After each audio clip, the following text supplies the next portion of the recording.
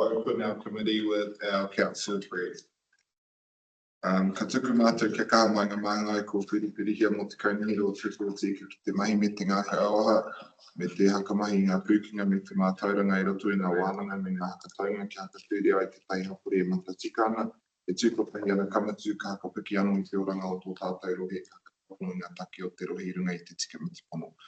Without that, through council discussions and decisions, the representatives we have elected may govern the Whānau district with imagination, skill and wisdom to achieve a fairer and more united community that enhances the well-being of our district and solves the district's problems efficiently and humbly. Apologies, I have down here that Councillor Helpia Harawi will be attending online, but I know she's having connectivity issues from home, so she might still be trying to connect. Do we have any apologies from anyone else?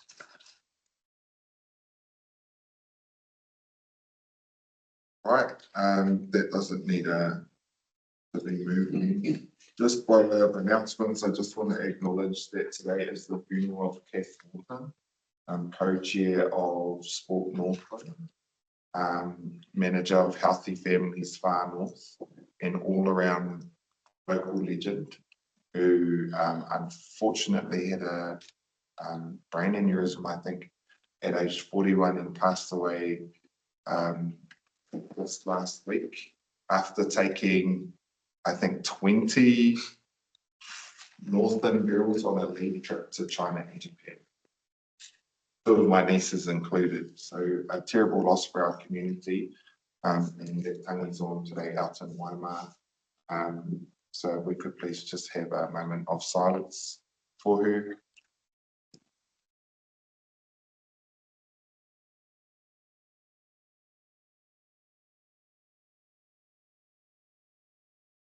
E te atua hoatikia ke te oki ngā tonutanga kia whatikia ai te maramatanga o tuna kore. Eternal rest grant upon Kato, Lord, and may perpetual light shine upon her always. Amen. Thank you for that.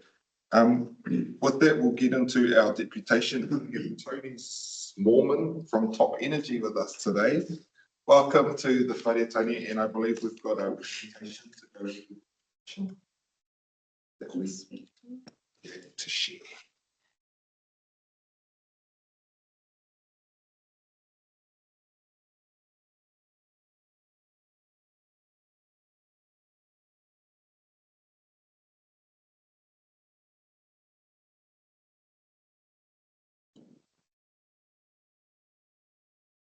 And Tony, happy for you to, if you want to stay seated, if you'd like to stand, if you need a lectern, we can move that lectern thing. I'll stand correct, I'll put it sitting down. But all right.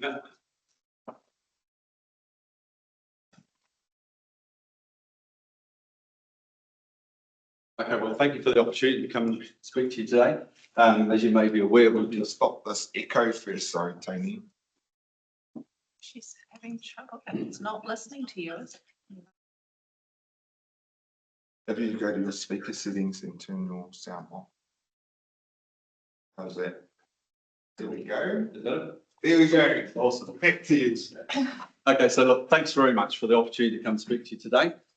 As you may be aware, we've been doing a lot of work on the close approach process, working in collaboration with stakeholders around the far north, including members of the planning and consenting teams that do work in the utilities and infrastructure for the Whānau District Council. And we really appreciate that sort of help and input we've had from those operational field teams. So it's really good to be able to talk to the governance level of the entity as well and sort of close that loop. So we just move on. So my name is Tony Smallman. I'm Network Performance Manager at Top Energy. And part of my role is safety and compliance. So that's people interacting with our electrical assets around the network. So our footprint, our network footprint is identical to the Whānau District Council's footprint, which is really useful, as opposed to North Power. I think they have three councils in their area.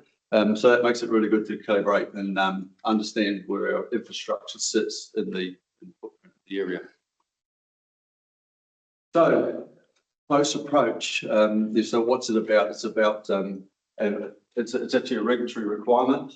And you can see sort of examples here of without the guidance of those regulatory requirements, how people can get things wrong, such as compromising the clearance under the line, putting machinery in a position. We recently had a machine that was parked conveniently off the work site right under the power line. I picked up the digger arm in the morning and hit the power line. So obviously that's the reason why we need that sort of care. Yeah.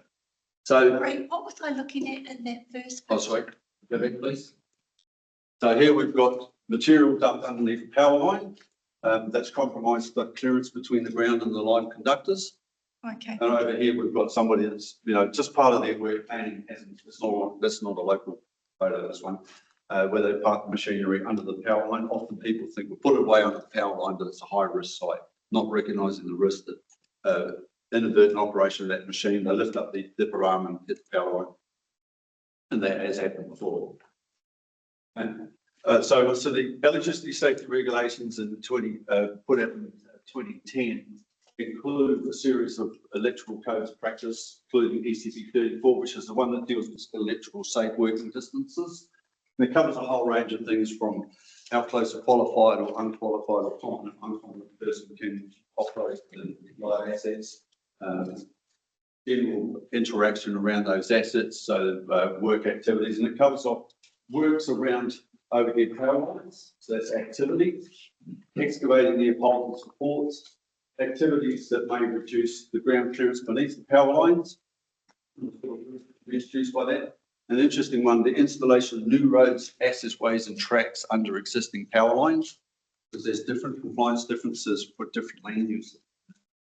And construction and building near power lines. And as you know, there's been some legislation changes which are allowing a lot more construction and more density construction onto sites. And that has got the risk, I think the minister's actually noted that, the risk that we need to be very careful about when we're doing our consenting processes, that everything complies when it introduces electrical risk to occupiers of properties. Yep. So there's a diagram out of the Energy Engineers Association's guides on working around power lines. So the area where consent is required in order to keep people safe. And I'll go into what that consent actually means. If we could pop on to the next example. So that's the working around power lines. This is the excavation, works that has the ability, the potential to destabilise electrical assets, poles, transformers and switchgear. This is another activity that's quite common, doing road maintenance, rebuilding of roads, putting new bases in. What effect does that have on the safe working distances of those power lines?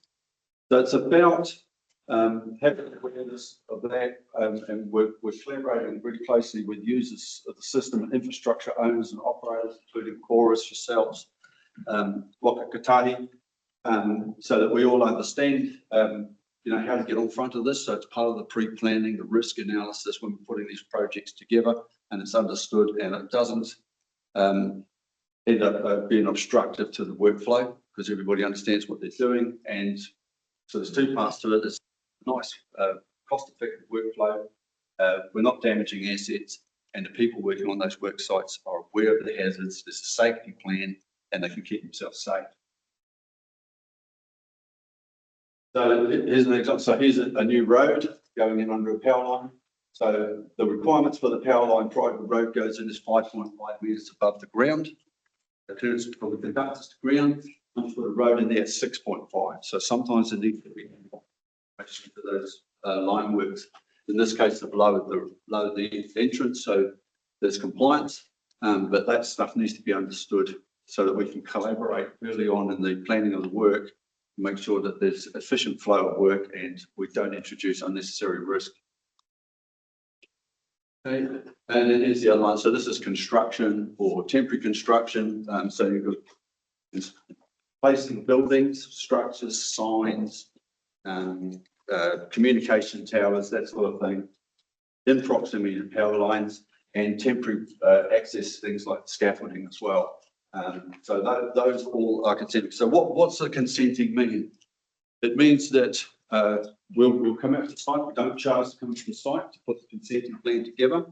We will understand the work process. We'll understand what's trying to be achieved, what the methodology is. We'll discuss a safe methodology using our electrical lines experience on what safe looks like working around power lines.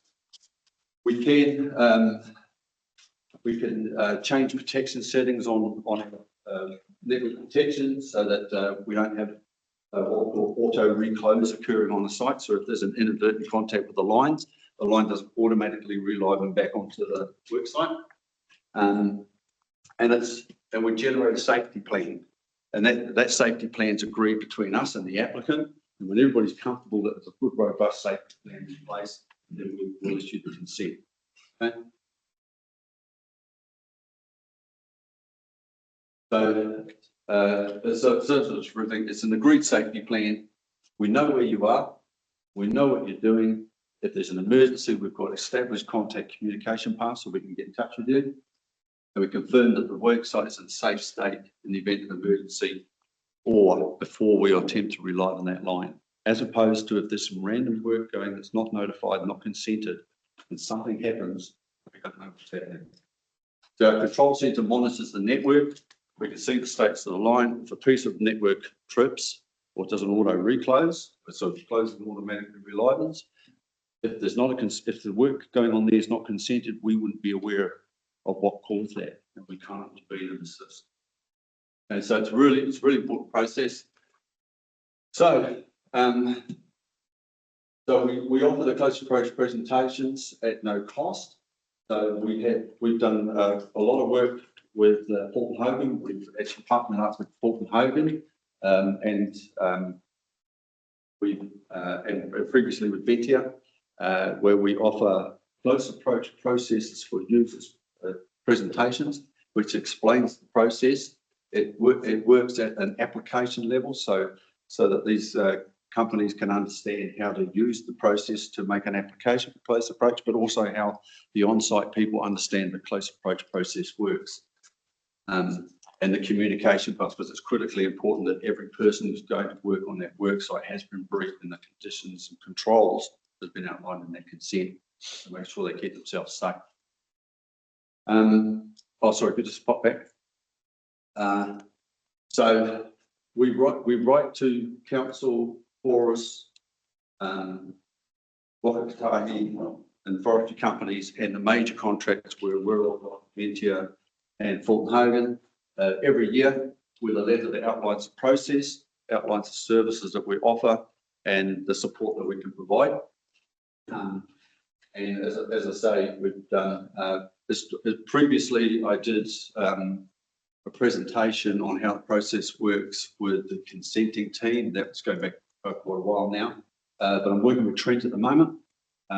We've issued to the council GIS team the overlay of our assets, and we're just working on how we actually do define details so that the consenting team can understand what might trigger the requirement for close approach consent and advise the developer or the builder of that, because it's actually the principal of the work's responsibility to get the consent.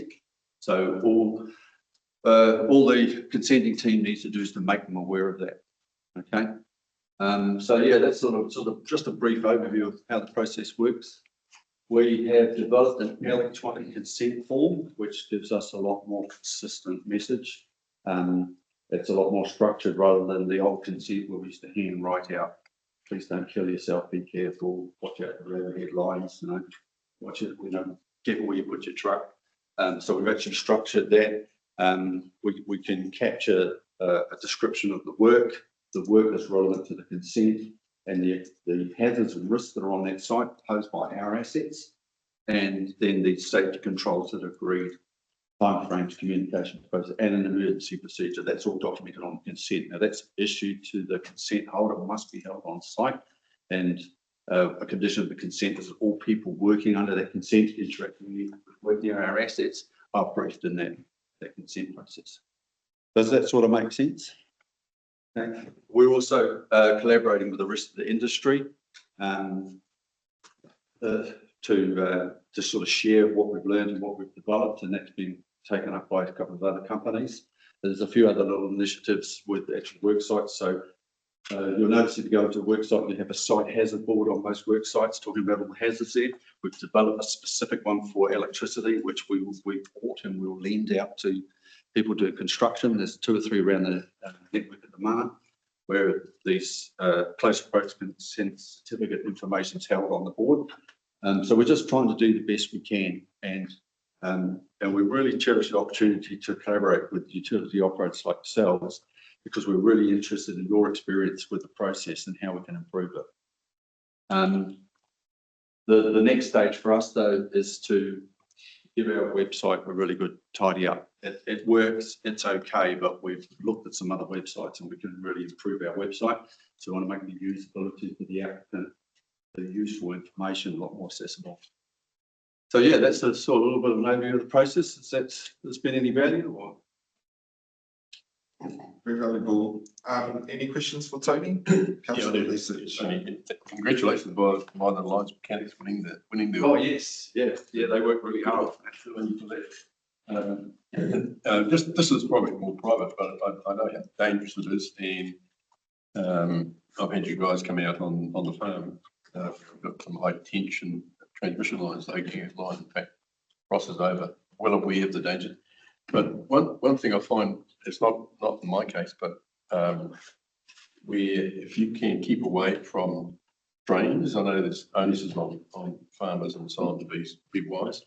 That they keep away from drains as well, because in one case I've seen it's quite close to the drain, and drains need to be cleaned. So when someone's working with a digger, they're sort of following this high tension power line for a bit, which is scary as anything. There's a lot of that historic legacy stuff around.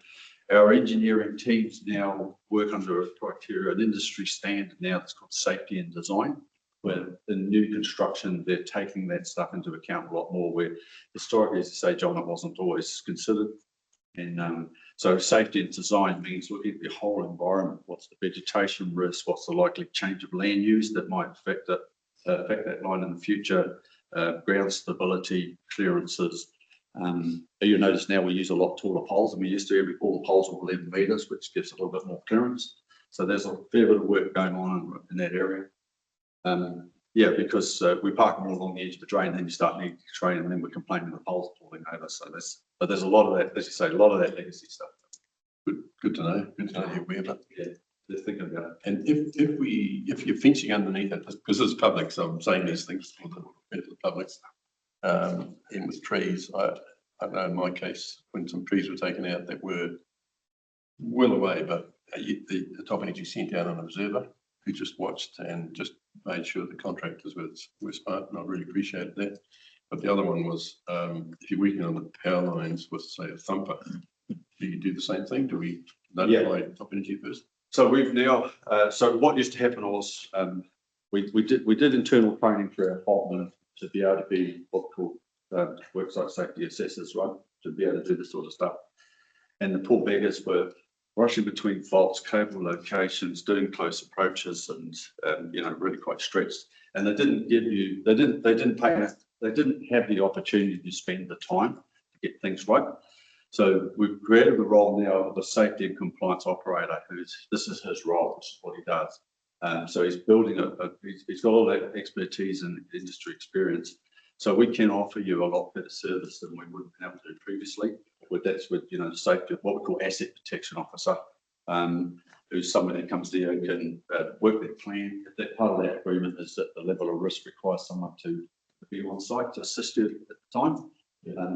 But what we're trying to encourage people is apply for the consent, put the correct parameters of your consent in, and we'd rather come out and have a look at the site than you, and we encourage people to actually use the service. We've now increasing our resources, we've got that capability.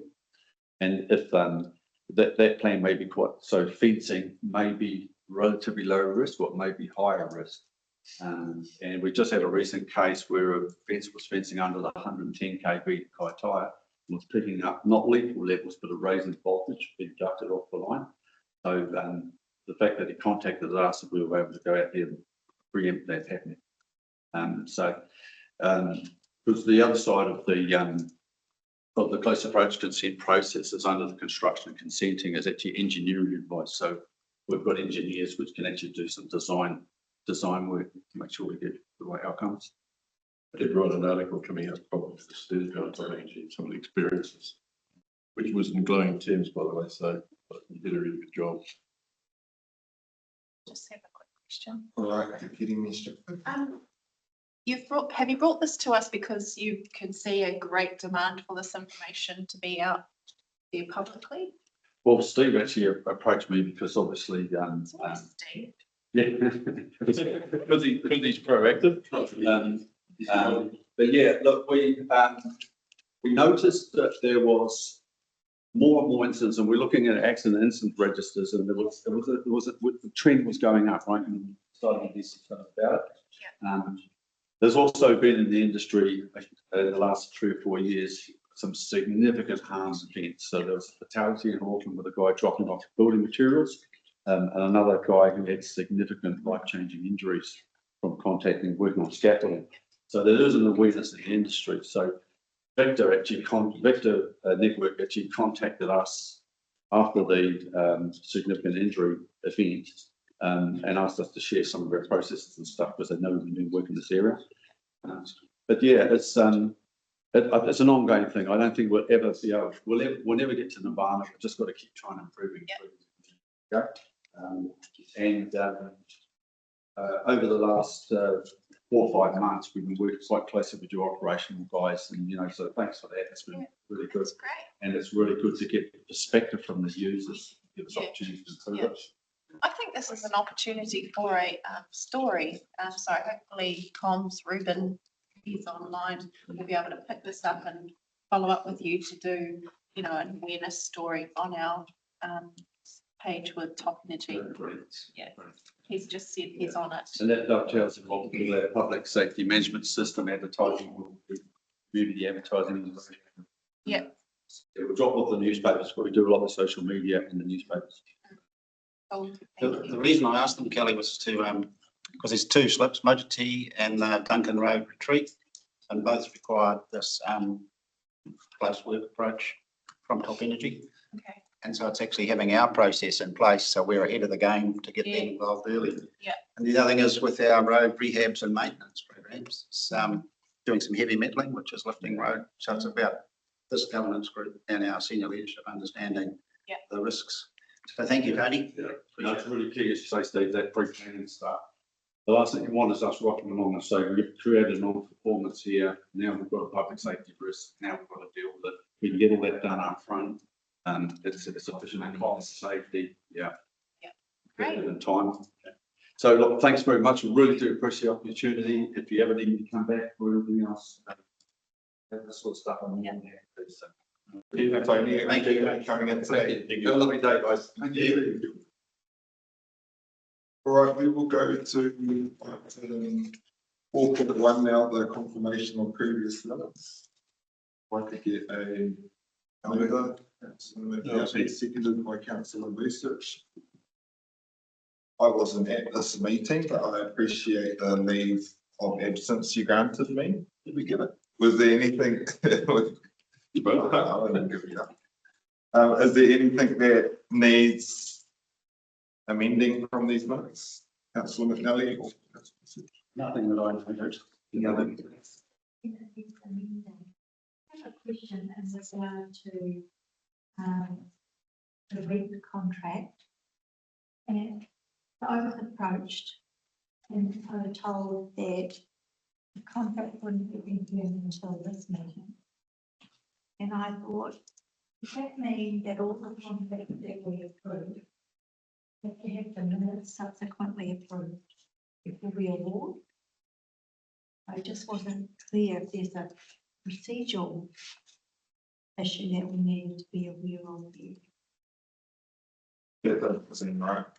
You're still negotiating terms, aren't you?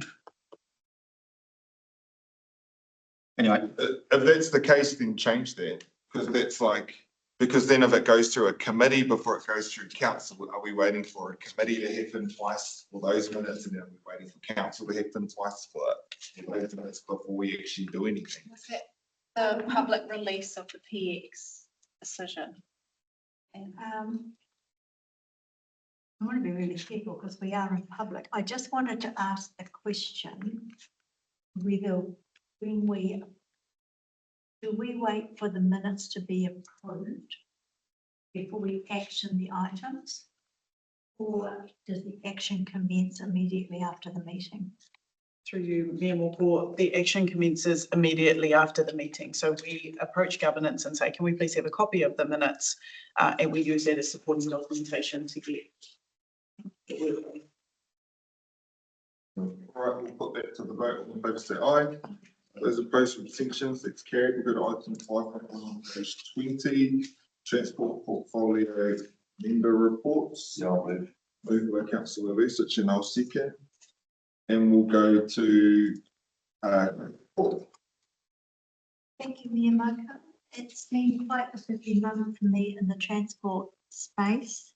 I attended the freight group meeting in Whangarei last week, and one of the conversations that consumed a fair amount of energy in the room was whether or not new roads that have been planned by NZTA consider multiple competing legislative instruments and requirements on the network. And some of the examples that were tabled from the floor were the requirement to install stock truck effluent dump sites. And the point was made by the representative from the freight group that once you get onto the motorway at Wellsford,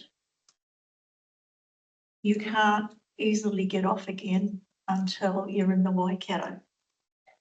And there's no stock truck effluent dump sites, and they're not allowed to have stock effluent on the network. Then the representative from the commercial fleet compliance team for the New Zealand Police talked about pull-off points for commercial vehicles so that they could be weighed. Then the man who, I've forgotten his name, so he'll forgive me, I'm sure, who trains people to drive trucks, talked about the minimum 15-minute break that they have every 6 hours. And then the police talked about the fact that they have to undertake compliance, and that means that they need places on the network to park their cars. I don't know that that will get a warm response from the public, but that's still a legal requirement. And the other one they talked about was vehicle breakdowns when vehicles have flat tyres and they need to get off the network. So a little working group has been put together of Darren Turner, Paula and myself to write to NZTA to say, please make sure that you're considering all of these things when you design new roads. It might be good to get some feedback from Steve because he works in some of that space. The other thing I wanted to discuss with you was it also turned our mind at both the AA meeting and the freight group meeting was under the new 2024 setting of speed limit rule, the previous schedule of street and road classifications has been replaced with a new table of classifications. Why is this important? For state highway, the classification refers to the road's main purpose. The classification determines the design standards, width, smoothness, whether it's one lane or two, whether it has lane separation, what's the lane width, shoulder width, and curb radii. Alongside the road classification sits levels of service and corresponding funding. What is not clear to any of the players at the freight group meeting or at the Automobile Association meetings was who is going to be tasked with the job of determining what all the new classifications are on our network under the new speed limit rule. And particular reference was made to the portion of highway between Whangarei and Koukou. So we are following that up as well.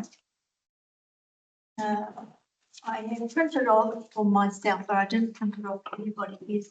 I didn't want to kill a tree. in the NZTA Asset Management and Delivery Program. So if anybody wants that, I have it here. You can have a copy of that.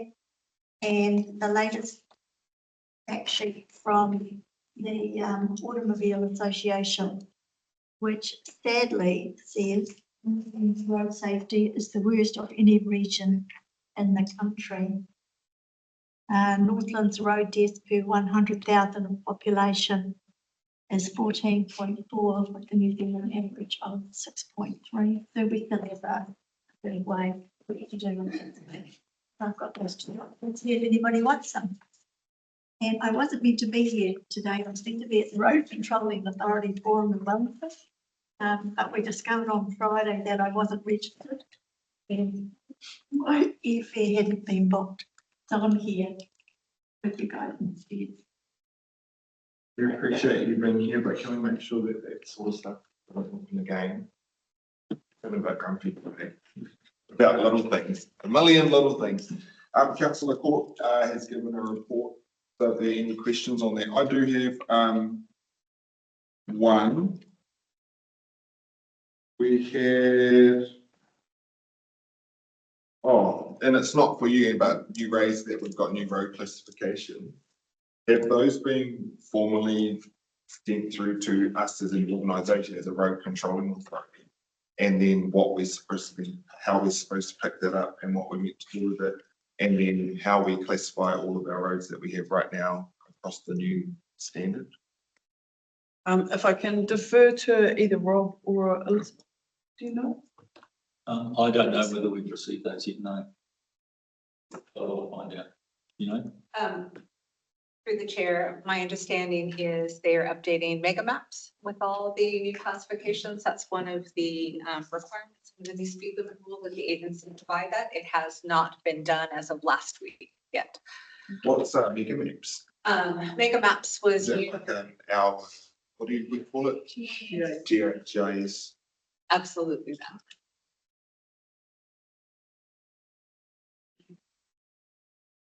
Any other questions for councillor Court? Okay. Thank you, and sorry, I'm missing RC. That will practically be in the ring. We'll go to councillor McNally. Yeah, I haven't been away to any of those things. I've just been driving around our network.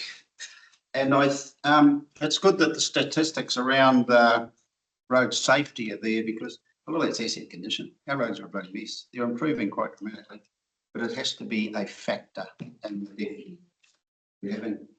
And the other thing is just frustration, lack of passing lanes, you know, and just drivers being stupid. 60, 80k, you had a bit of an opportunity to pass and they'll do 130, so you can't get past them. So, you know, it's just kind of nutty. Back to what's happening on the road network, the work's progressing well, getting some good, we'll see it in a minute in the reports. Two of the things that are cost increments that we need to consider is cartage from the quarries. So whether we can review the fast track approval process and get some of our additional quarry or aggregate sites available. That's all I've got. Other than thanks to the contractors, they're motoring through it at the moment. It's great. Thank you for that, councillor McNally. Just on something you brought up, and this is what I brought up with NZTA yesterday in Mayoral Forum, was talked about, you know, like people speeding up, and actually councillor Court touched on this with our contract. Was it? We have the highest death per capita rate, 34 fatalities, I think, last year in Northland. And then a lot of that is attributed to poor driver behaviour. And the preventative measure for that is education. But at the same point in time, we've lost half of our funding that goes into that. So it's I love the fact that we had 160% increase in our maintenance funding, but it's the and for me. I don't think we got a question. I was just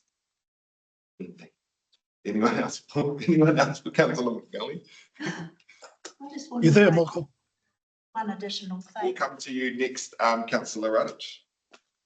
And what I'm going to do is I should have sent this through so you could put it up on screen, but I didn't. I'm going to walk around and show you a picture.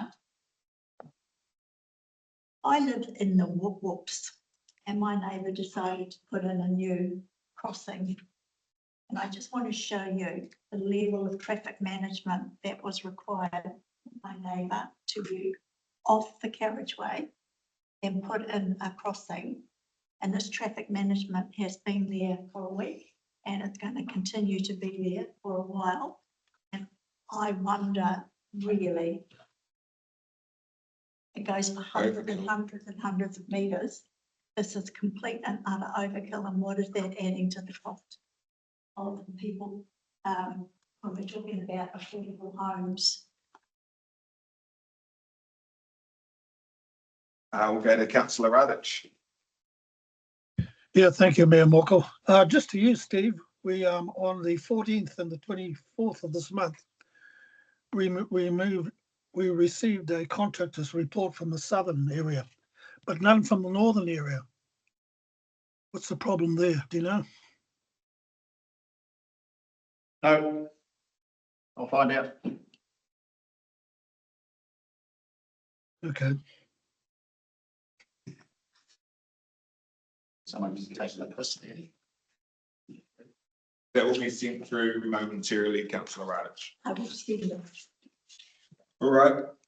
We'll go back to councillor Lucid for right a reply. No, we'll put it to the vote. All those in favour say aye. Aye. Those opposed or abstentions.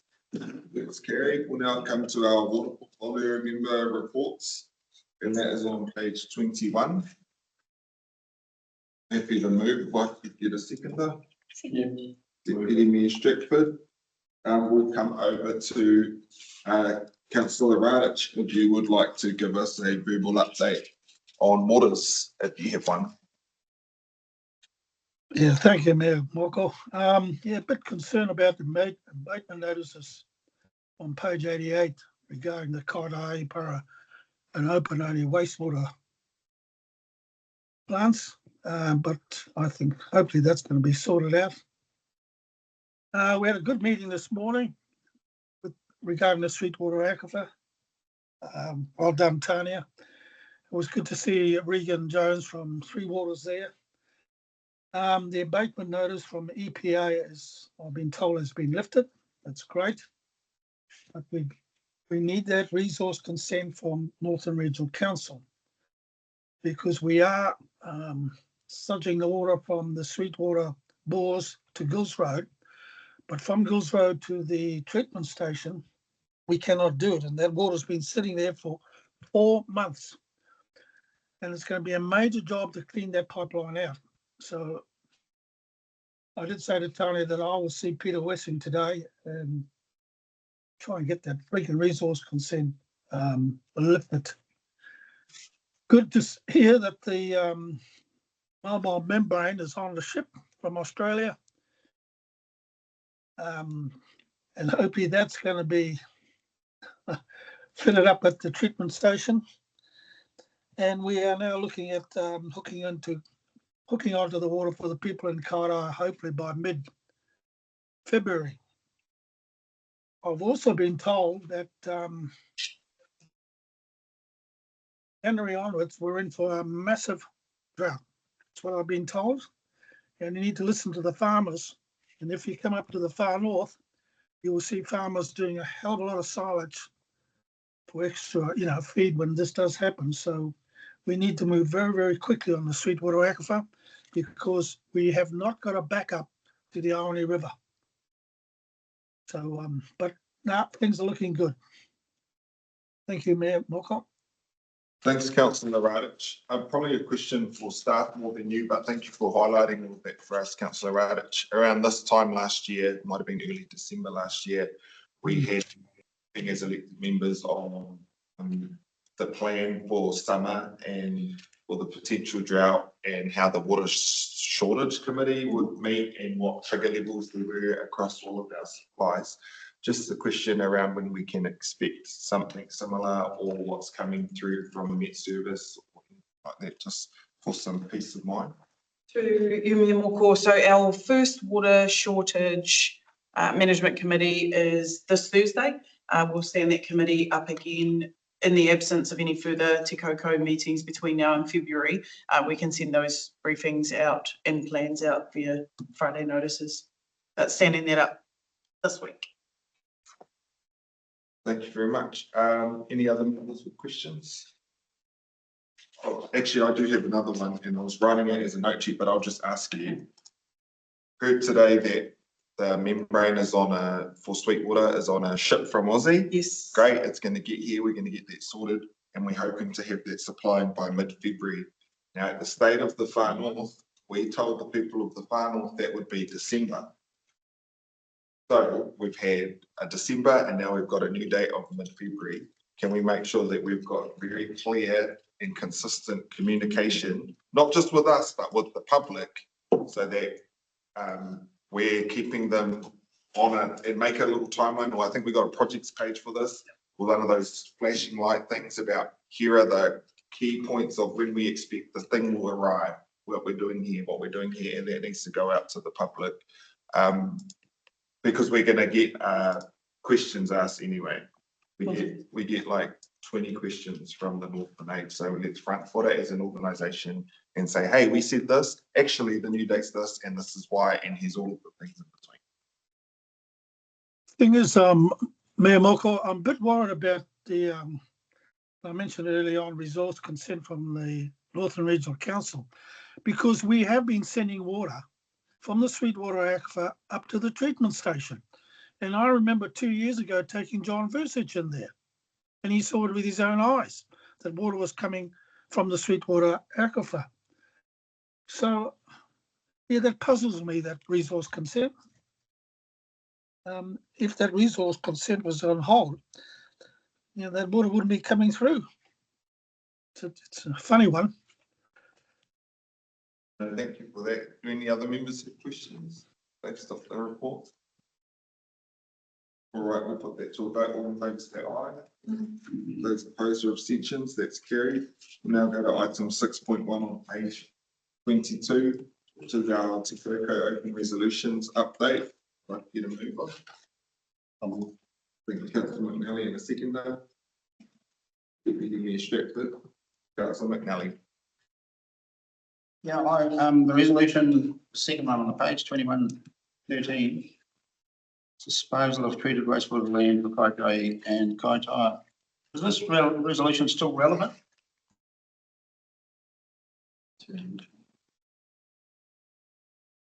Started a long time ago.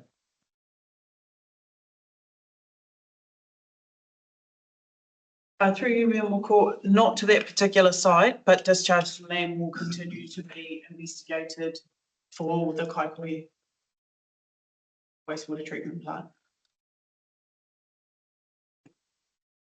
But we can update that to say that site is no longer an option. Yeah, there's that. And then it also talks about preliminary designs, enable the long-term plan engagement process. Well, that's gone. Staff seek replacement resource consents for discharge of treated wastewater, Kaitaia and Koukou, which seems like there's either is or I see somewhere else on this report problem with that. And I think we've had the workshop late 2021. It was set for. That's gone. And an amount expenditure of 330 to cover both the Kaitaia and Koukou sites. I'd imagine that's well and truly spent as well. We'll update that one. Thank you. Deputy Mayor Stratford. Any other members? Right, we'll put it to a vote. All in favour say aye. Those opposed, abstentions, that's carried. We'll go to item 6.2 on page 25. The recommendation is that Koukou receive the report Riverview School traffic investigation. If I can get a move on. Thank you, Councillor Ford, and a second. Yeah, I'll second. Councillor McNally, Councillor Court. I'm glad that we've got this report on the table, so thank you, Elizabeth. I like the Eastern Ward, the Kerry-based representatives of the Bay of Islands on the Roa Community Board have been lobbied very strongly by the representatives of this area who are very concerned about traffic safety and congestion at the school gate. And while I'm sympathetic, I'm also mindful over the years that this council has spent a considerable amount of money in the area on road improvements and footpaths, and off-site parking. I'm also mindful that this is an issue outside every single school gate to some extent, particularly at the end of day, where all the children leave the school at the same time, as opposed to the beginning of the day, where arrivals are more staggered. I don't know what the report cost to produce. It would be interesting to know what that looks like. And the design solutions in here are extremely expensive, and I expect unlikely to be realised anytime in the foreseeable future. But it is an excellent report, and I just take it as read at this point in time, although I suspect, and I don't have an answer, the residents of Riverview Road would now like to see some actionable items fall out of this report. I think anything else till closing? Thank you. Thank you, councillor McNally. That was one thing I did write down. What did this cost? Can we get an answer to that one, please? Because, hang on. Yeah. Because there's a whole lot of stuff in there, but as councillor Court just pointed out, there's no actionable items that I can see in it. So there's a couple of things there. The other thing is there's a couple of peak times of the day, 5 days a week, where we've got a bit of a problem in the morning, over the afternoon, and anywhere else in New Zealand, particularly some of our cities, it'd be much worse than this. We'll get an answer for the cost. If I can refer to it, please. Just going to come to the end if that's all right. So I'm Thank you, Elizabeth. through the chair, the total cost of the report to produce by the consultants was $8,300. It is quite a comprehensive report, noting the fact that we have visited Riverview School over the years many times. With previous councillor Rachel Smith, and it was an opportunity to put all of the ideas that we talked about with symbols of truth, consideration for future projects. And that was captured by existing budgets. That's correct. We'll go to councillor Research, then Deputy Mayor Stratford. Yeah, thank you, Mayor Morgan. Yeah, I have a question. I do note that on page 37, as councillor pointed out, there is a peak traffic in the morning and pick up time, drop off, pick up time. Pick all the many schools. I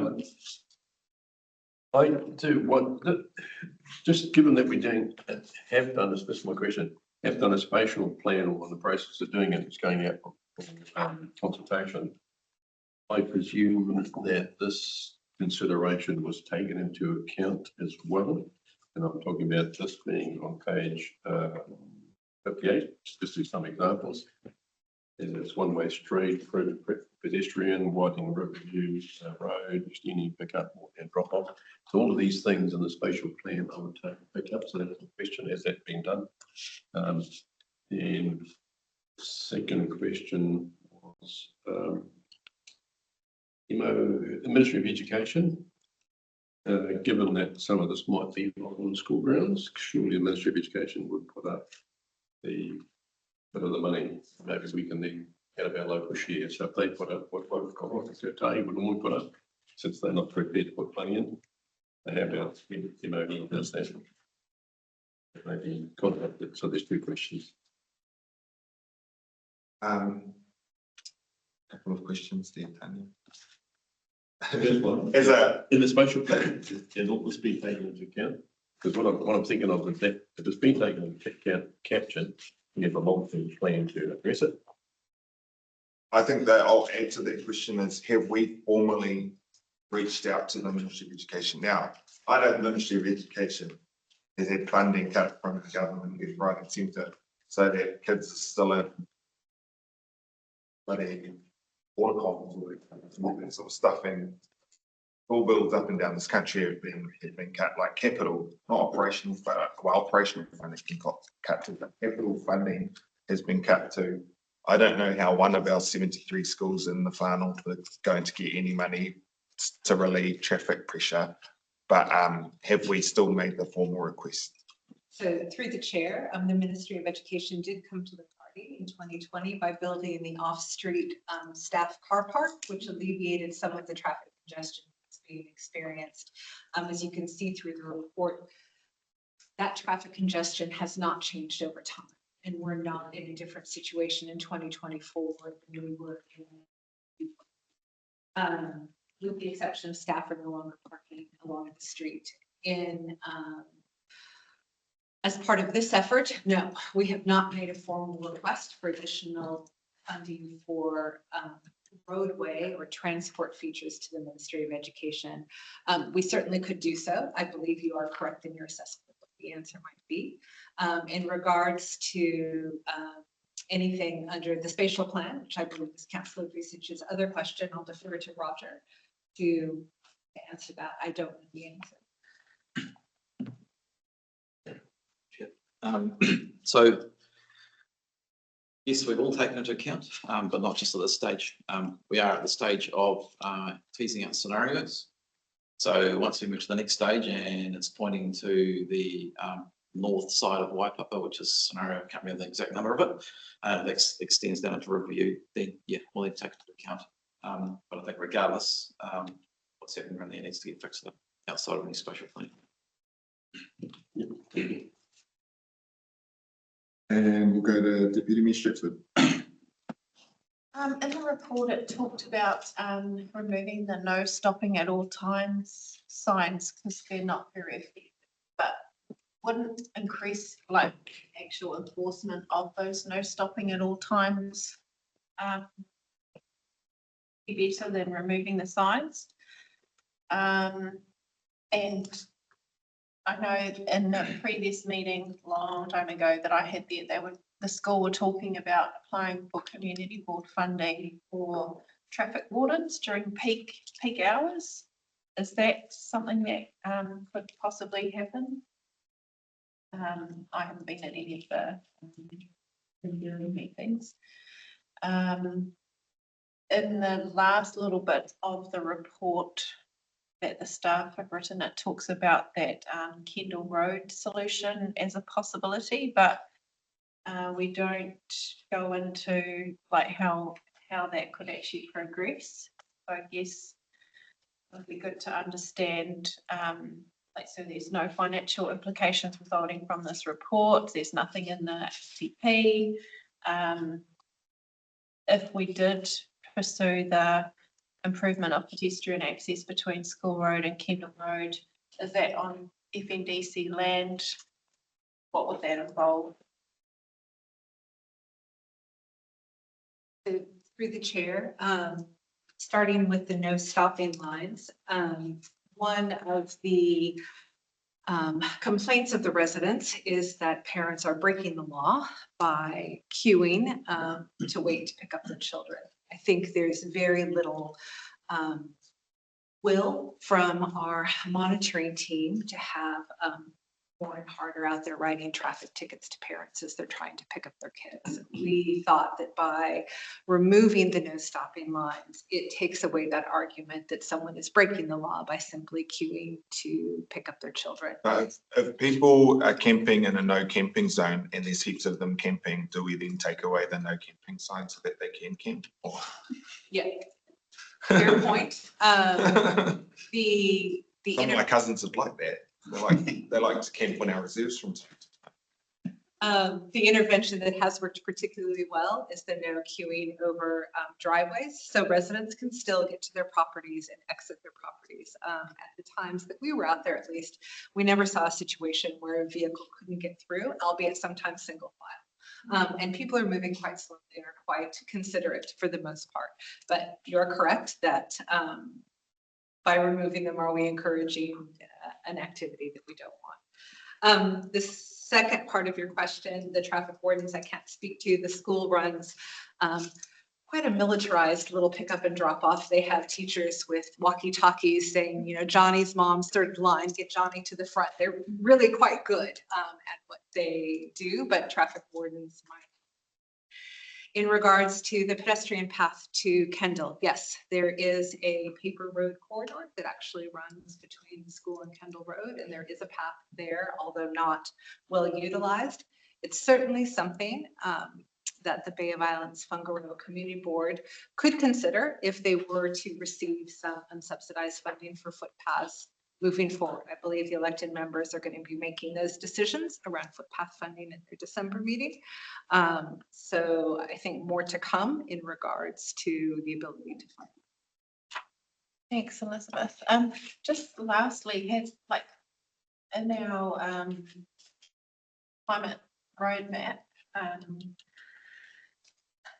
we encourage, shared use of vehicles and walking school buses, So are the schools talking to parents about that? So if they live within close proximity, don't drive, or are they doing a walking school bus? They used to. One of the things that we talked to the school board and the principal about is kind of doing some updated travel planning with the students and with the staff. We actually have a tiny bit of funding in our operational budgets for travel demand planning, and we could work with the school on that. Absolutely. All right, we will go back to Councillor Koukou. Thank you. I've been involved in concerns around congestion at the school gate at Riverview School for probably 20 years. And in that time, council has done a number of things. We've built a footpath down Waikapa Landing Road and completed the footpath on Riverview Road. We've lowered the speed limit. We've installed street lights and a pedestrian crossing. And currently, Riverview School has been enabled by the Ministry of Education to allow the role to grow. So I feel like we've been constantly in catch-up mode, that every off-site car park that we ministry to deliver has been offset by an increase in the student numbers at the schools. Anybody who is familiar with this road, it is very narrow. And I talked to some parents. I've been to the school, to the meetings, and I've talked to some parents. I said, why do you drive your kids to school? Why don't you let your kids walk to school?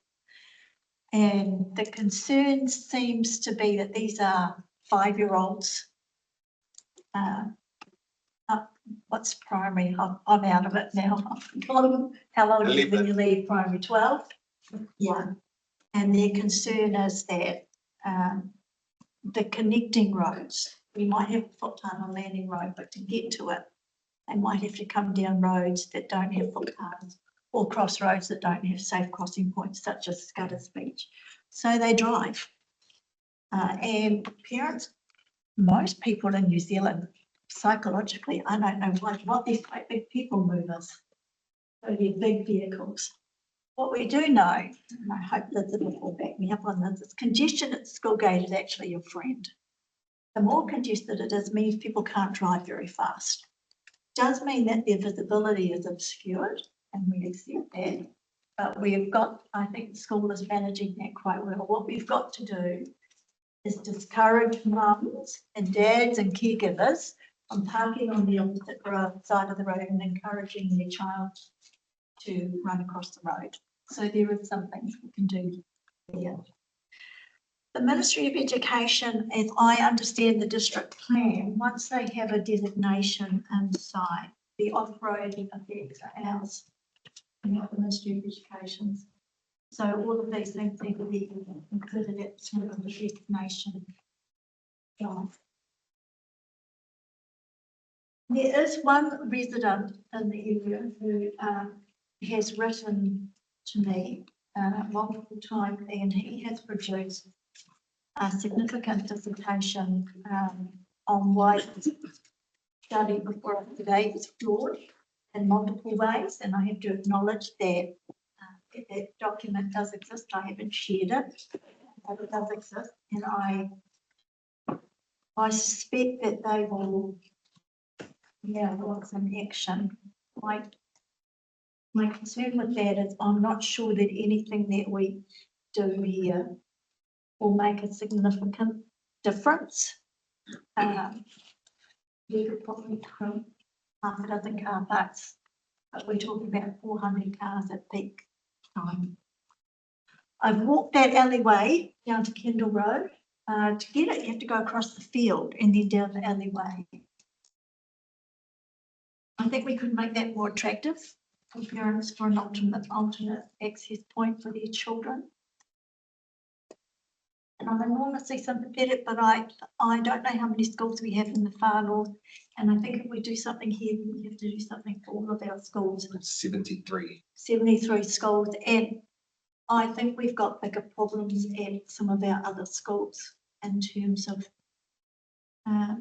speed, congestion, children's safety. So I'm not really sure where to go with this at the moment, other than just perhaps to receive it at this time and let Elizabeth and others reflect on it and come back to us if there's some additional points we want to pick up.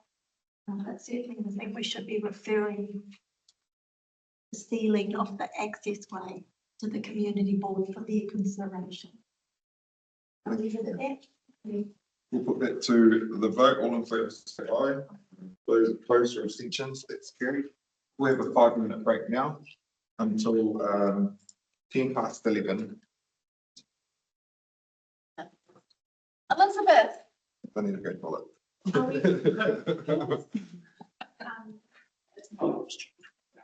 Wow. Get put back up, put up with later.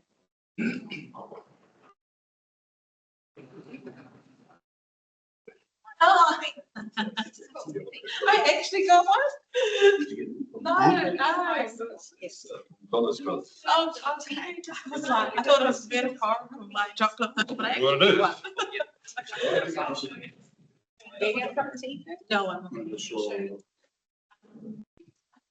Oh, I found this out. It's just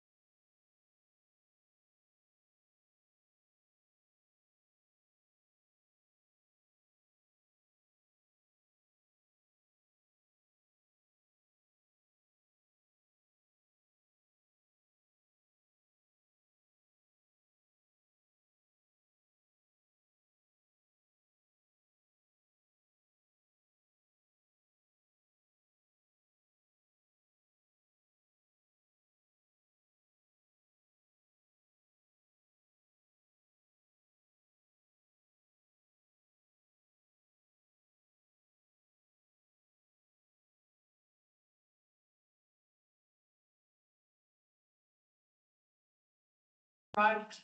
Anyway, thanks, Roger. Ethan and I with the kohanga yesterday, so we're pretty good timing. And sing you some songs. And we all tapped on with the kura. They've been on for like 3 hours. Longer. I haven't talked about it at lunchtime, And I think they were getting annoyed with everyone arriving while they were doing their corridor, but we all had to come. Did we hear back about this thing? I'm not available at all. There's, it said only a half day. We're trying to get numbers on who's in. So I think we can get 2. You guys are not muted.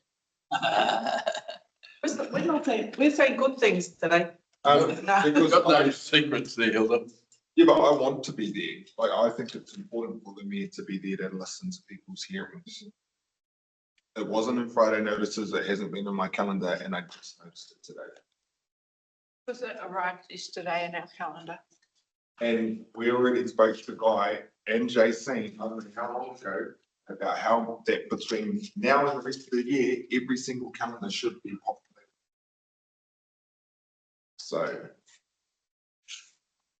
Well, only 2 people can't make it, me and who? Kelly, can you make it to chair it again? Sorry. Because it's good. Are there heaps of hearings? This is the cat thing, eh? So animal, keeping of animals bylaw. Tomorrow. Yeah, but who can?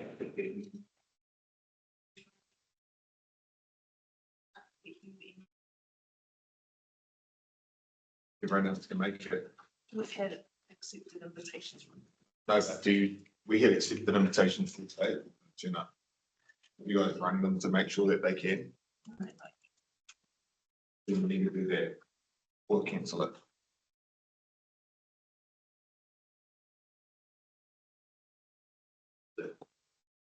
You guys. Yeah, we'll do that. So I hope the room is available. I'm not. And Steve. Steve's not. How are you available? John, were you available for tomorrow's general submissions? You can't? And have we had paperwork to read? Like. So we're not, so what, we're just gonna turn up and listen? This is like that one, we had that one dude come along and like, so then you just kind of fake it till you make it. So it is an opportunity for submitters to make a verbal submission. Yeah, it's not, that's exactly right. It's a verbal submission as opposed to. So the hard copy submissions that were received will come later. John, are you available tomorrow?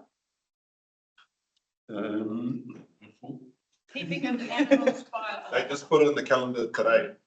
It was already in the calendar. The last 5 minutes.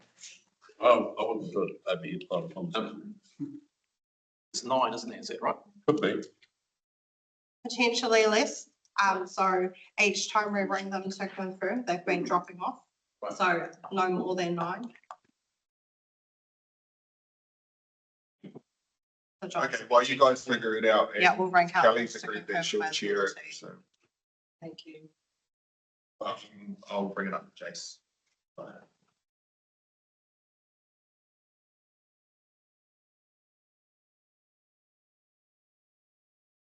Streets. Spend a month.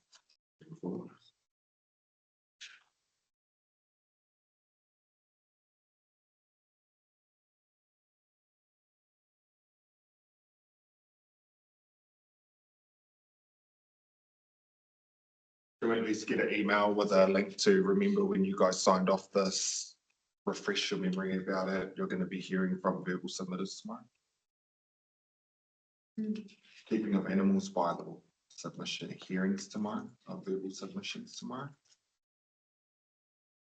I feel like cancelling it because 10.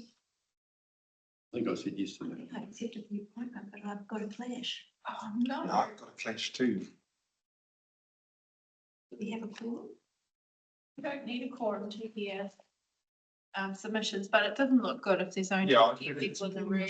But I wasn't in front of it. Wait every day.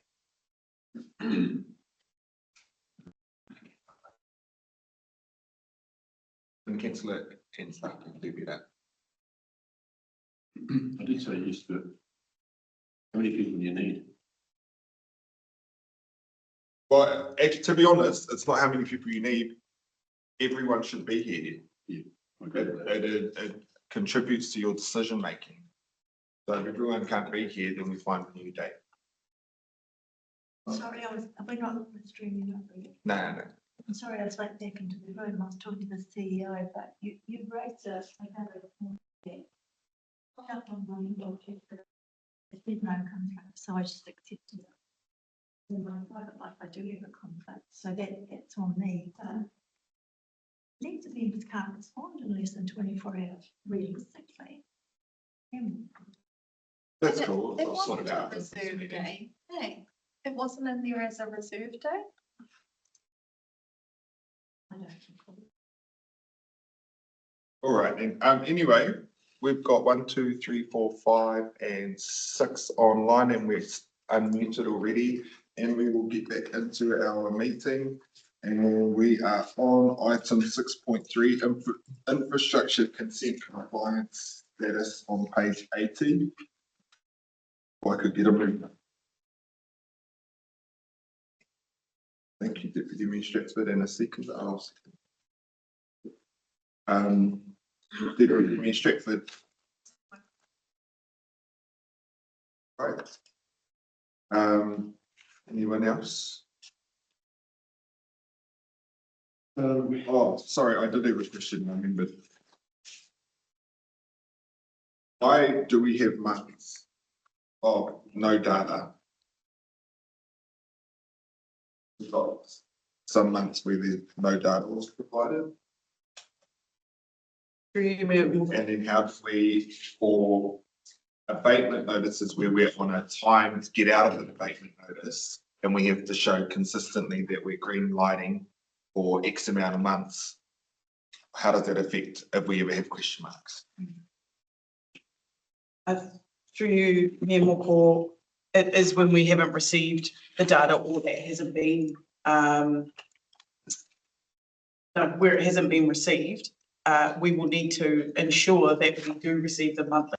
You have to have 6 months of compliance to request from NRC for the compliance, for the abatement notice to be lifted, so. And so how do we make sure that we never ever have question marks in these ever again? We manage that through ensuring that our contractor is delivering on what they are Can we required to deliver. impose financial holdbacks to, Yes. because we're shooting ourselves in the foot. Yes, we can. If you don't do something, you don't get paid for it. We can easily withhold payment.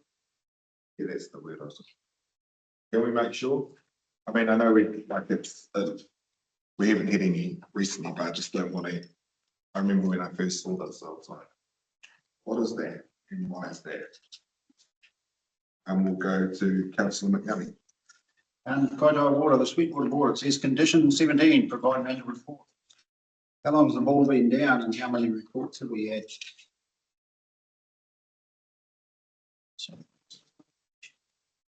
That's 83. I can't, in the last 2 years, I can't recall seeing an annual report. And the other one is Monument Hill, condition 10, consent holder must install and maintain water flow, level of flow measuring devices. The Waikoti Spring and the Panakatiri Spring, monitoring, I guess that's flow. What about contaminants? And is any water being drawn from that bore? 3 questions. I just got to remember more through you. Flow meter, is it being measured? Flow meter isn't being measured. We have a number of these consents where they haven't been monitored. We do have somebody starting in a fortnight, I think. Monument bore actually being used? The one that you're referring to is not being used. Oh, no. Okay. Yeah. And the question about the annual report for Sweetwater Board. I don't know, no, it can't have been because we have an outstanding compliance from NRC for not supplying it as the consent requires. So no, it hasn't been. And who's doing that and when will it be done? We have a number of conditions that are outstanding. We have a compliance officer with a different position description starting in, I didn't start yesterday, so it'll be next fortnight. And their first task will be to go through all of our outstanding non-compliances, the administrative ones, there are a number of reports, and get those to NRC so that we can tick those all off as quickly as possible. And the final one, page 87, it says summary, the next steps are as follows, which was actually at the top of page 81 at the start of the report. Mitigate the following steps are blah, blah, blah, and they're the same thing. So we're going to carry on with the next steps. Yes.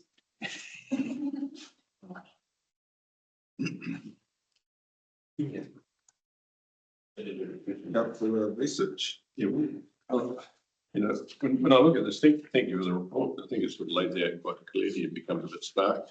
But what's, especially look at open only wastewater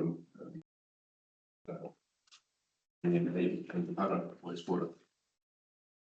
My question really is, what's our plan to deal with this? For instance, do we actually have put one in place? I know, by the way, as you know, Tanya, I did have, and thanks very much. We had a group that went around and saw some wastewater systems, including the SBR system in Kirikiri. Staffing very helpful all that. And I did note some improvements that can be made there based on what they said. And I said, well, we should go through the right channels for that. It's important, but just in terms of here, what is our overall plan? Because I'm certain I'll be looking at a very similar picture next month as well. Through you, sorry, to which particular one? The non-compliances?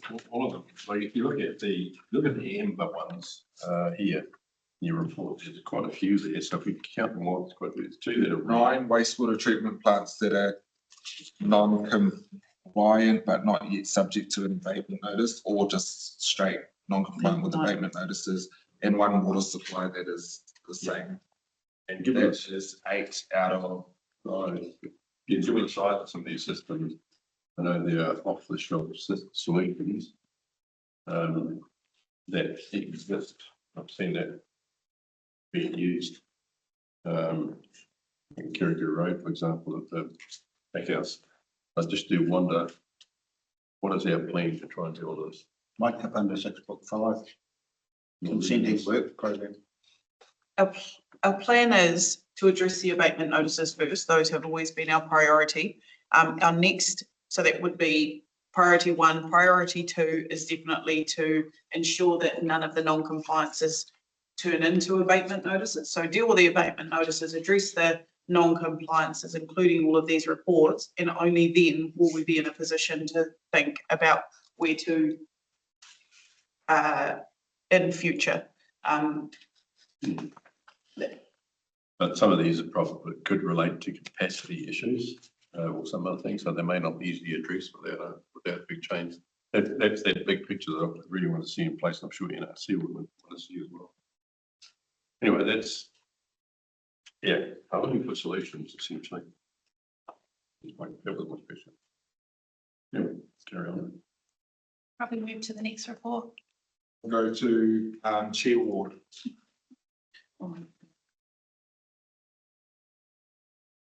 Oh, thank you, Mayor Moko. Just over the last year or two, I have attended Hui in relation to the new Paihia water treatment plant and the site. Just wondering when the next Hui is scheduled for. It's in the LTP and it all seems to be moving quite slowly. Can I just do it? Does anyone know where that's at, please? Through the chair, I did receive, I'm just quickly scanning my calendar. I did receive a request to meet with Stella. It's either this week or next week from memory for a one-on-one meeting. There wasn't any agenda in that, so I'm not quite sure what it was other than a bit of a catch up, but I don't have any update on when the next group meeting, I can find out and send you an update on that, Chair Ward. Thanks, Tanya. Before we pass back to Kelly, so just so that I'm feels sorted, and I know we've got an abatement notice report to come as well. But across our 24 water and wastewater plants that this council is responsible for, we have got 8 that are yellow lights, which means they're non-compliant, but not yet subject to an abatement notice. We have 2 that have abatement notices, they're red lights. That's 10 out of 24, which is more than a third. We though have put in, was it $175 million into the next 3 years for water and wastewater? And is that going to ensure that all of these traffic lights are all green for go? Have we given you as staff enough money? Have you requested it and we've given it through our LTP to do the work required to get everything green? Yes, so we have 3 abatement notices actually. The one in Kaitaia for overflows is coming to council either December or February for contract report to deal with that abatement notice. We have Opanoni or Mapere currently in detailed design and B&D sludge that will deal with that abatement notice, and we have one more ahipara that we still currently have the abatement notice on. Results so far so good. In fact, probably definitely better than consent and definitely better than anticipated. So we've done that and don't have any more money for that. Excellent. And we'll go to Deputy Mayor Shepherd. I think everybody's covered off everything in the next report raises further discussion. Thanks. All right, we'll put that to the vote. All in favour say aye. Those opposed or abstentions, that's carried. Now go to item 6.4, infrastructure abatement notices, and that is on page 88.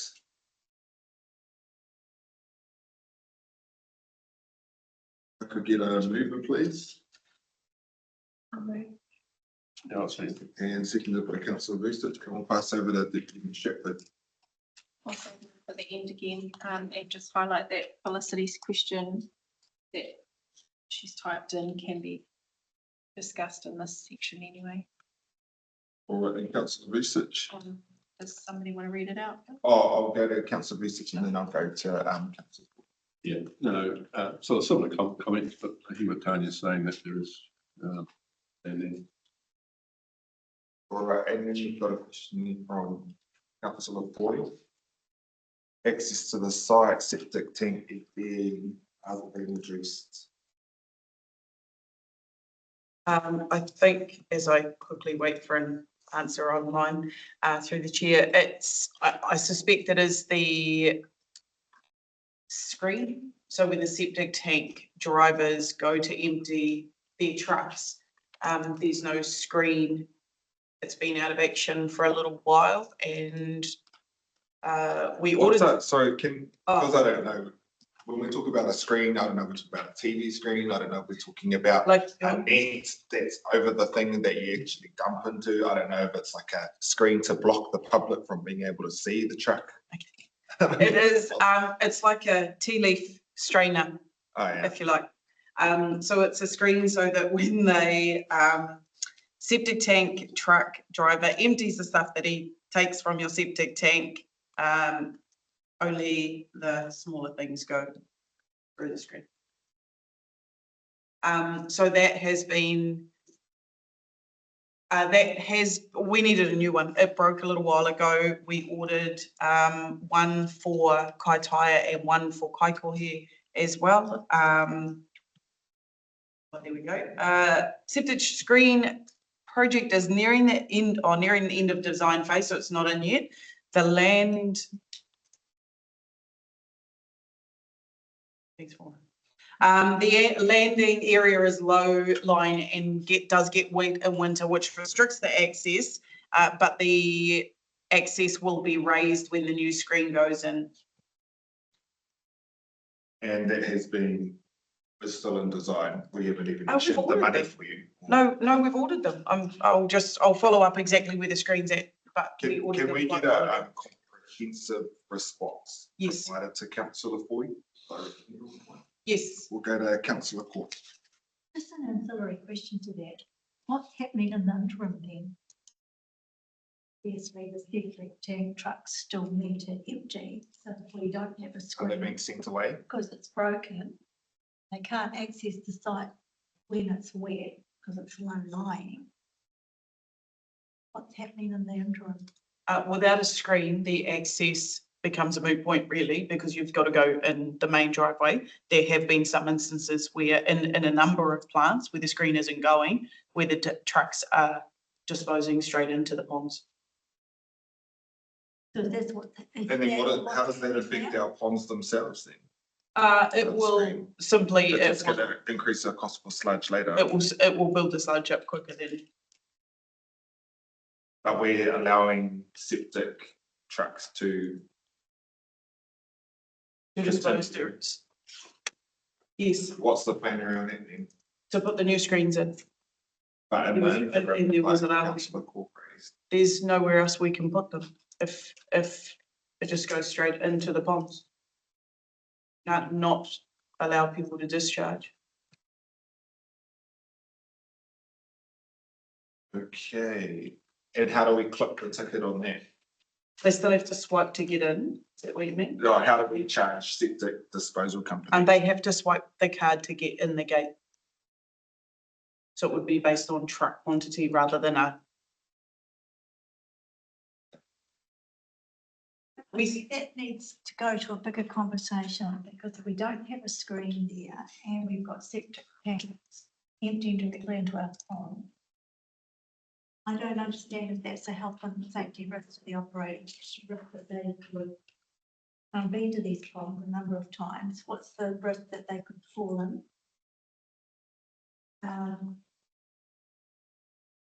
Isn't it? How do we ensure that you've got, well, they could. They could, if they're backing their truck right up and you've got a screen there. Wasn't that I was laughing about? It was him saying, imagine that.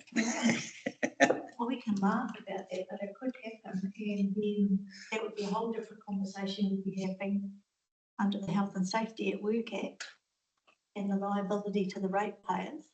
And what is our contingency? We must know that plant and equipment wears out and breaks. I'm sorry you find that amusing, but it's a conversation that we have to have. I'd imagine the truck drivers still stand well back because they will know the risks. Why don't we ask some of them how they do it? Can you formally follow that up, so, Tanya? Just to finish that question, do we not have spare equipment so that we're not putting people in a situation? We heard this morning from Tony Smallman about two people who should have known better, maybe, or not, I don't know. There's one died from contacting electrical lines. Accidents happen, people get distracted. We've got to make sure it's safe for people that go on our sites. We'll go to Deputy Administrator. Thanks.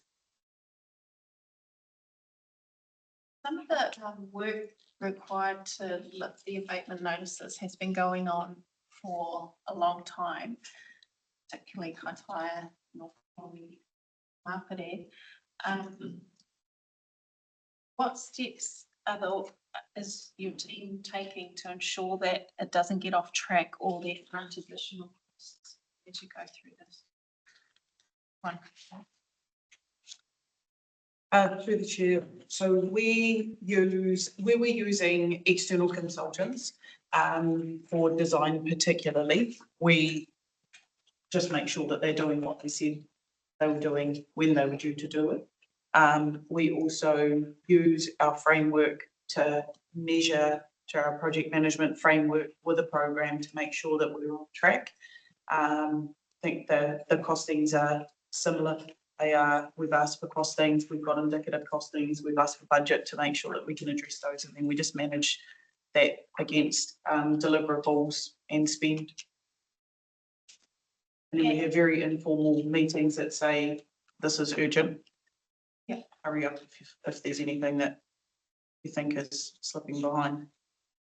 And given the high environmental, impacts that our wastewater treatment plants have, we're working with NRC, but are there any other agencies that we could be working with to ensure that we're all private establishments to help get us, get those abatements dealt with sooner? Not any other private, Just thinking about the organisa- opportunity to increase capacity and address abatement. Something, it does depend on our position. To be honest, if we have time to address capacity while we're at it, we do that. If we don't, and the focus is just get us compliant, then we do that. So Ahipara will have some significant work in future, also consideration to whether we increase that, try and increase that, or send the flow somewhere else. And we know that, and we're working with Hapu around what those options look like. But right now, we just need to get out of the position that we're in. So when we can, we do. If we can't, we're focusing on compliance. And then once the notices are resolved, we'll keep watch on them in the report before that we just had, if there's any non-compliances. But is the goal that they'll not be non-compliant ever again? That's always the goal, absolutely. I'm sorry if I could just jump back a bit. I think the thing that is helping with achieving compliance is the Hapu and working group engagement that we're having more than anything. So we agree, as we're going through that design, we are working through design with Hapu. So when we get to NRC, all of that's been done. That's Yeah, thank you. That was going to be my last question. How are you working with Hapu on because I know that you're working on them with, working with them for various parts of their system. You know, there's the resource consent renewal for some of them, and then there's working on the abatement compliance stuff, but also community as well. How are we, I haven't been up on the website, but are we updating the public facing website regularly, or no, we're not. Okay. No, we do have a program to update Yep. a number of things so that our groups come together.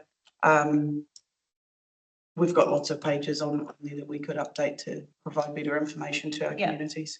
Yeah, it'd be really good to see that. I'm finding at our hui here that we're identifying something, like there was something in the previous report bring out now, but you know, we're finding things at a meeting and then just not resolving it by the next meeting. It'd be really good if something like that. To me, we've got a huge comms team. I think that between you guys, you should be able to update that. That's just me. Kia ora. All right, all those in favour say aye. Aye. This is a program for abstentions that's carried. We'll go to item 6.5, infrastructure consenting work program. I'll move. Seconder. Yep. Councillor Research. Anything from you, Councillor Research? Is it a presentation? No, it's not this stage. Anyone else? Otherwise, I just appreciate and look forward to the next report to be able to track it. And the next report is due after Christmas break. Actually, that was something we is. Now we normally have this massive shutdown over Christmas, but say for Sweetwater, for example, or for a number of these, I would expect that it's so important that we still ensure that like this sort of stuff just carries on. Yep. It's not, let's start winding down because it's December, is it next week or the week after? And then from the 6th, even though we close on the 16th until the 16th of June, nothing happens, and then it takes another one back up. So that when this says that the next update is due to Koukou in February 2025, there actually is going to be an update and there is going to be work that's that was just a comment. All right, with that, we'll put the recommendation to receive the report to vote. All in favour say aye. Those opposed or abstentions, that's carried. We're at item 6.6, our transportation maintenance and renewal activity update on page 97. I'll move that if I could get a second. Second. Councillor McNally. Always appreciate these updates. Same again, I haven't checked myself, but are we getting these updated onto our website? The contract is, every time I remember to go check, it's like, oh, there's like 3 months missing. And then I'll send an email. Oh, there's 3 months. So is there, has an organisation got a auto routine or reminder or calendar, something to do that? And then we were also doing graphics, pulling out the main info from these for people that were going up. I actually couldn't find that last time I checked on the website. So what happened to that? And that's my second question. Oh, that's one question. My other two questions were, at what point can I expect, as a part of this, like we previously used to get, to have our safety education program contract reporting and also Northern Ferries for Darwin included in these, so that we have that. So those are my questions. Sorry, I'll have to go back to the first one, but the second one, while I remember, was I've talked to the team and we will add those in following our last agenda preview, as well as the D&O, the solid waste and the. District facilities. Yes, that's it. District facilities, solid waste. Yeah. Ferries, yes. Ferries, REAP. Thank you. And check with comms about updating of these, but it needs to be whoever, maybe it's Apakali. I don't know how the organisation does this, but it's not being done for the past month. For the past, June, July, August, September, October. So this is four missing. We'll go to Councillor McNally. Yeah, I just had take the report as read. There's a lot of detail in there and there's significant amount of work being done on. I think one culvert's now all cleared and they're prioritising the next stage of work. Vegetation clearance, vegetation corridor. It does say in there, it's a huge amount that's been done. And then the only other thing I had was nearing the end of this is, why are there no reports on some of our other infrastructure items? So a lot of our district facilities, halls, toilets, sports fields, goes on and on. Thank you. So give me a shift. Where's the dust suppressant?